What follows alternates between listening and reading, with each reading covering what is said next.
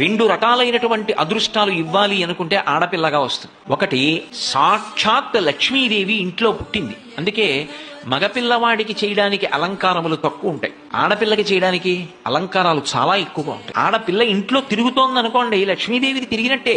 ఒకటి, ఆ పిల్ల పుట్టిన వేళ, ఆ పిల్ల తిరిగిన వేళ సాక్షాత్ లక్ష్మీదేవి ఇంటికి వచ్చిందని గుర్తు. రెండు, ఆడపిల్ల పుట్టింది అంటే ఆ పిల్లని ఎక్కడికి చేరుస్తున్నారు? ఎవరో ఓ పేరున్న వాడికి కాదు ఇస్తున్నది, సాక్షాత్ నారాయణ స్వరూపాయ వరాయ. ఆ వరుడు నారాయణ స్వరూపుడు. ఇప్పుడు లక్ష్మిని నారాయణుడి పక్కకి చేర్చారు.